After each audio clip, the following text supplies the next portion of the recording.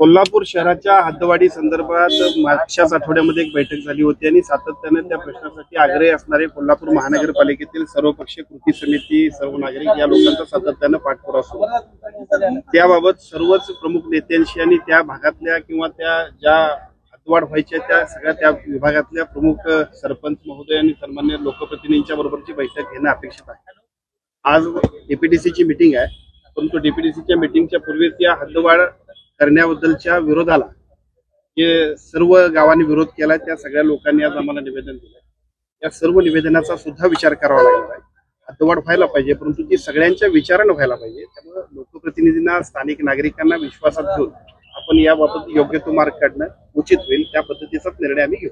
कालचं बजेट हे बिहारचं बजेट होतं आणि गोळी मारल्यानंतर ज्या जखमा होता त्याच्यावर मीठ चोळणारं बजेट होतं असं राहुल गांधी म्हणतात। खरंच कालच्या बजेट संदर्भात तुम्ही काय? तर कालच्या बजेटमध्ये आपण बघितलं असेल तर सर्व क्षेत्रांना अत्यंत चांगल्या पद्धतीनं सुखावणारं असं बजेट होतं। निवडणुकीच्या पूर्वी असं बजेट होतं का तर त्यावेळेला मतदारांना आकर्षित करायचं असतं, परंतु कोणतीही निवडणूक नसताना सुद्धा ज्या पद्धतीनं आदरणीय नरेंद्रजी मोदी साहेबांनी आणि आमच्या अर्थमंत्र्यांनी ज्या पद्धतीचं बजेट सादर केलं त्यामुळे देशातले संपूर्ण नागरिक सुखावलेले आहेत। आता ह्या सुखावलेल्या नागरिकांच्या पासून दुखावलेले असतील त्यांची मतही तशीच व्यक्त होत असतील।